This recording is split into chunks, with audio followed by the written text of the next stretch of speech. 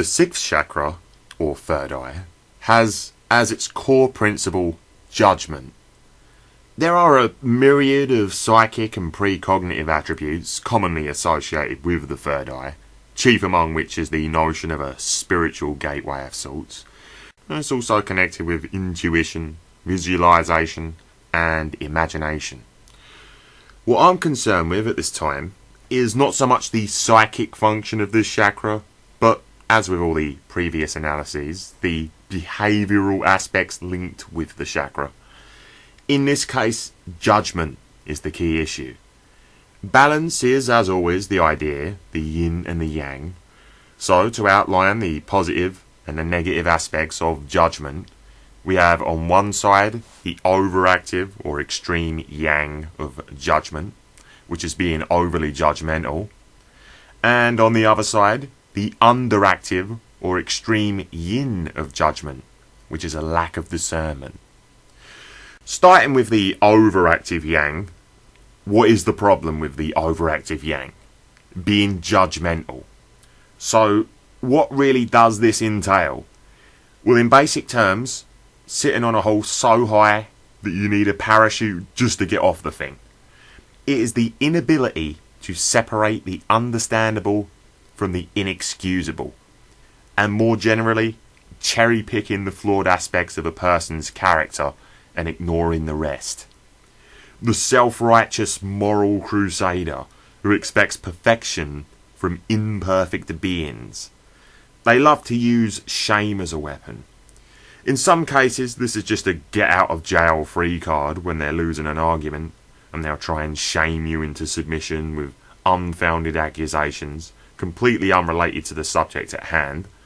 This usually comes from the social chameleons with an underactive third chakra, but there are just as many who genuinely do believe their own nonsense that will do this.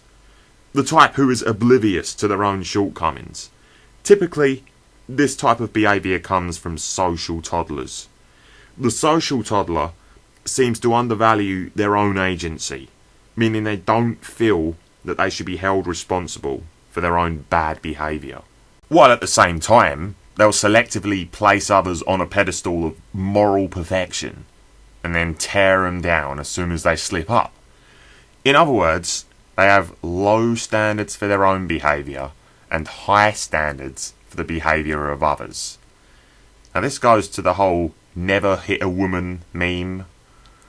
Men are told there is never an excuse to hit a woman no matter what she does. Now when a man slips up and does hit a woman, the circumstances are ignored and he is immediately characterised as a villain and a woman beater. When a woman hits a man, it's ignored, and in many cases she is even praised for her behaviour, while the man is laughed at and told that he deserved it. So the gist is that men should be judged by high moral standards, and if they step a foot wrong, torn down and thrown under the bus, while women should be judged by low moral standards, where excuses are made to justify their actions. It's complete and utter lunacy.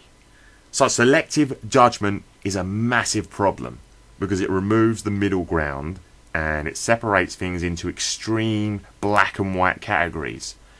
The simple fact of the matter is, males don't need to be lectured about not hitting women. The vast majority of us are completely horrified by the type of degenerate who would launch an unprovoked attack on a woman.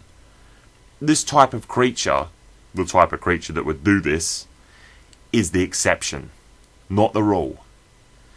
They are generally psychopathic, so telling them not to do it, it's not going to work.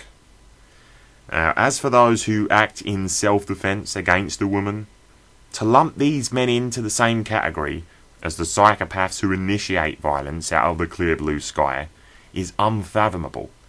Such an attitude leaves victims of female psychopaths defenceless.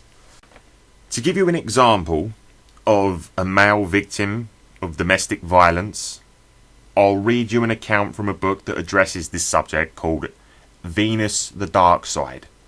Now this particular account is from a soldier, but there are many different accounts from many different people in that book. So here's his story. Quote, I've been married for 15 years. Her abuse was physical, verbal, mental, emotional, and psychological. Physical abuse includes the following: a broken rib from a punch, 3 other broken ribs, a back injury with nerve damage, which occurred when I was pulled out of bed by my hair during sleep, a fractured finger from an impact blow as my hand was on the kitchen worktop, multiple bruisings on many occasions, tufts of my hair pulled out again and again. I've been kicked, punched, kneed in the groin, pushed and pulled around. This is a partial account of some of the abuse I've endured. I received a particularly bad beating from my wife. She used various tools, pliers, screwdrivers, snips and others. I have suffered extensive bruising to my arms, legs, buttocks, back and legs. Most of the attacks took place in the rear of my body. I crouched in a defensive position and used my arms to protect my head, so most of the bruising was to my arms and my back. I did not use any physical means to defend myself. I did not retaliate. I simply waited for the beating to stop. A day or so later, I had my injuries recorded by the family doctor, a female. Her attitude was one of bemusement, indifference and hostility. She insisted on telling me about the female victims of domestic abuse that she encounters, as if it was my fault. She certainly did nothing to encourage me to report further incidents. I appealed to a female social worker for help. She suggested that I should pack my bags and leave, even though I have 3 young children. My life would not be worth living without my children. They mean everything to me. I did not take that option. The woman gave me no support whatsoever. In fact, she was positively hostile. I went to the district court to apply for a protection and safety order, and at the front desk, the clerk was both surprised and amused at my plight. In the interview room, the next clerk was a little more sympathetic, if somewhat disbelieving. The clerk who called my name to appear in court forcefully suggested that I was the respondent and my wife the applicant, when in fact it was the other way around. He said that men were always the respondents. He had a very aggressive attitude towards me from start to finish. I was wearing a short-sleeved shirt and the bruising to my arms was clearly visible. This did not register with any of them. At this point, I was feeling isolated and very nervous, and I had never been in court before. I was the victim and was treated badly by all to whom I turned for help. The judge gave me a protection order. My wife laughed at this and said, "I'll fix you," and promptly applied for a protection and safety order against me. There was not a mark on her. She was verbally abusive to me and said I was a fucking idiot, not a real man. She could have any man she wanted, and suggested that perhaps I was not the father of my 2 boys. According to my wife, I was useless, no good, full of shit, thick, an arsehole, and no one else would want me, etc, etc, etc. I have medical evidence of the injuries described in this account. I encountered disbelief, amusement, and unwillingness from others, merely to justify my wife's behaviour. On occasion, I have, at my wife's insistence, left the family home, but then she accused me of desertion. I was denied access to my children. Then again, at her behest, I returned to my home. When I returned, she said I was a wonderful husband and a good father, and she couldn't live without me, until she felt safe to return to her violent behaviour. I have put up with this abuse for years in order to be with my children. Unquote. So as you can see from that man's account, judgments in this area are skewed on a mass scale. Is it morally praiseworthy to find a way of subduing a crazed, violent female without violence? Well, yeah, of course it is. But to expect this type of saint-like self-control in every case, regardless of the situation, is the very essence of the term overly judgmental. So again, to be judgmental is to conflate the understandable with the inexcusable. The judgmental personality is apt to jump to conclusions about the character of another, and will sanctimoniously rake you over the coals for a mistake that you made in the past. People of this description will often make a mountain out of a molehill, and they'll look for evil in the most innocuous and harmless of people, because they're very cynical. Their pattern recognition abilities go into overdrive, but the conclusions they draw, based on said patterns, are flawed. In fact, many a time the patterns they find are themselves based on a false premise. For instance, let's say you don't like Obama. The overly judgmental personality type, who happens to like Obama, will instantly conclude that you are a racist. He or she will do this because the media has convinced them that those who oppose Obama are secretly filled with race hatred for black people. So in this example, their pattern recognition function is simply operating on a false premise and attributing racial motive where there is none. Now that's just one example.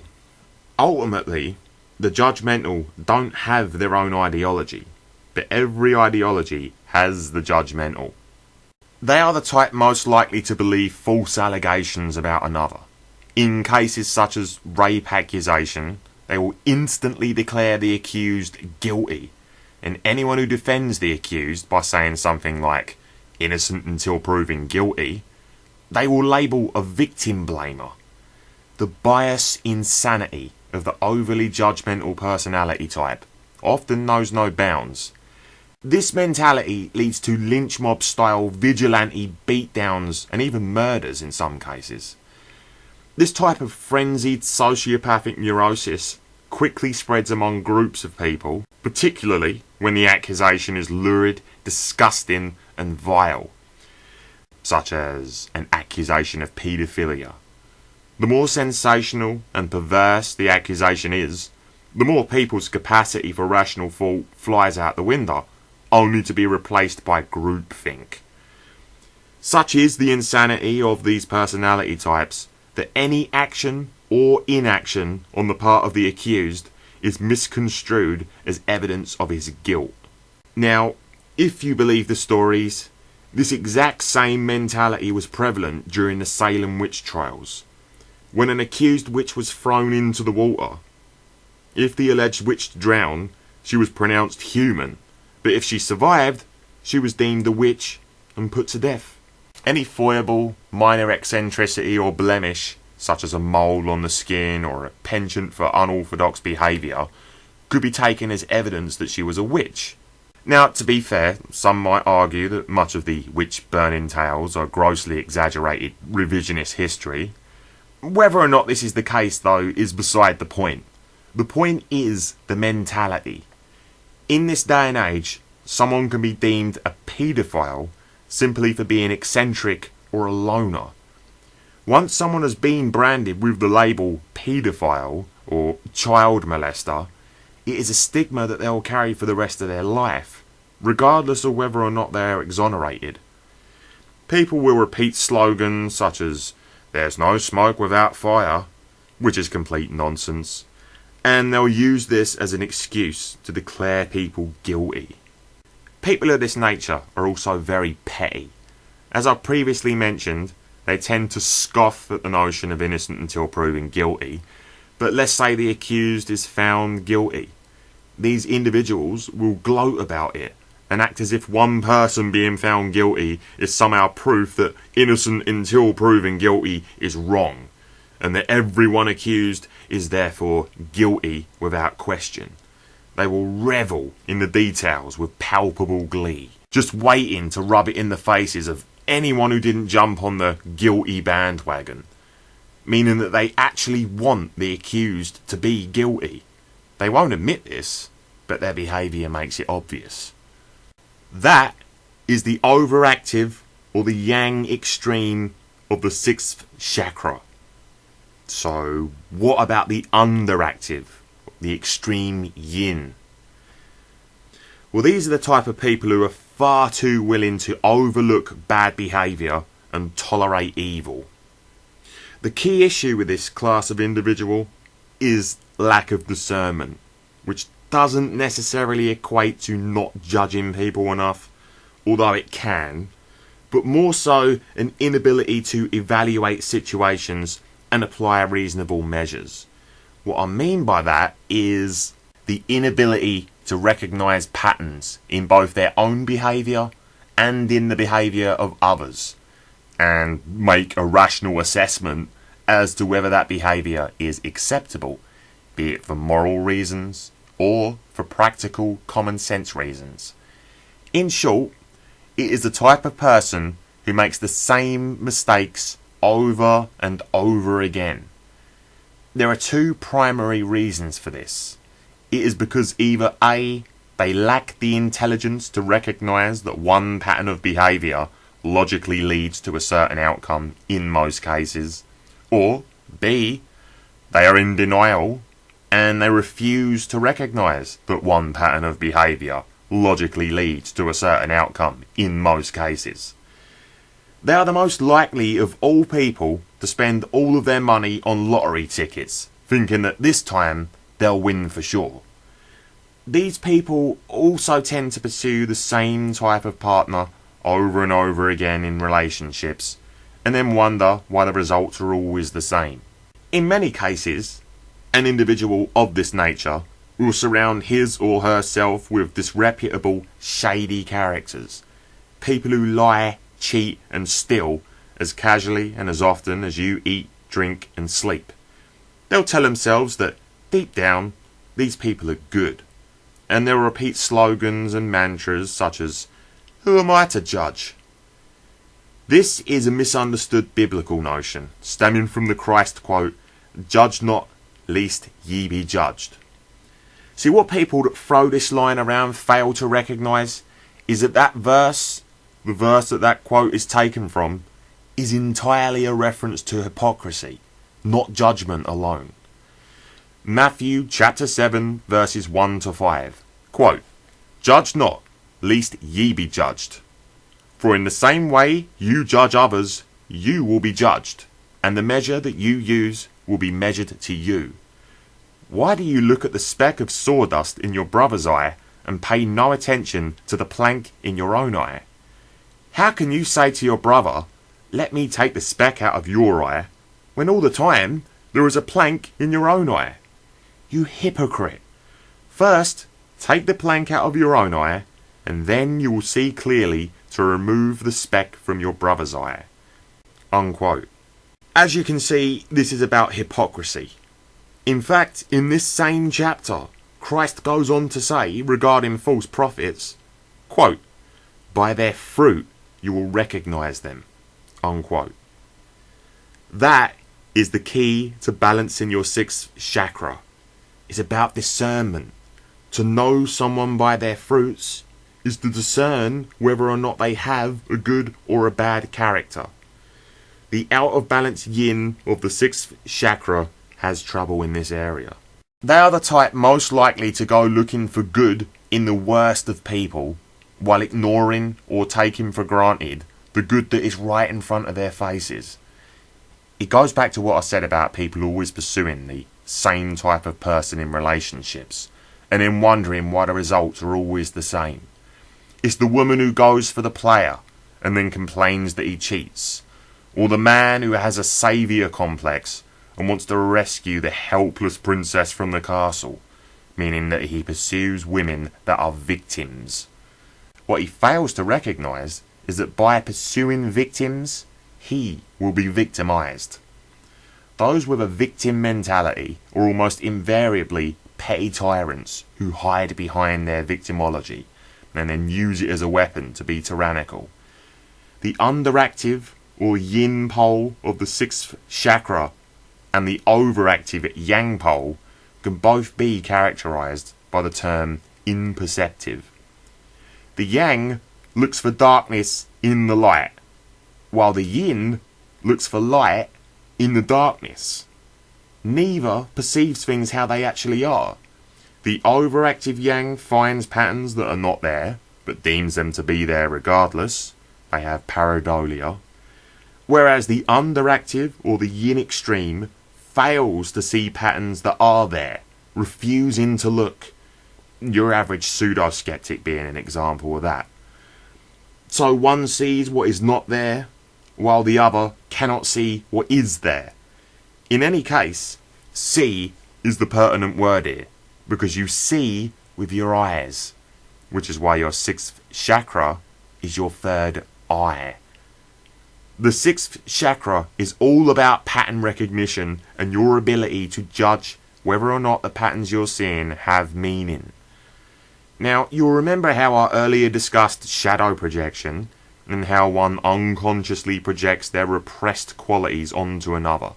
Well, the same is very often true of the underactive or the yin extreme of the sixth chakra. The individual, by repressing his own ability to judge and discern, relegates that aspect of his psyche into the shadow. The inevitable result of this is a seething resentment of anyone who they deem to be judgmental. They're apt to launch an attack on such a person. But of course, they're really just projecting their own shadow onto that person and attacking that. What they fail to recognise is that they themselves are in fact being judgmental by doing this.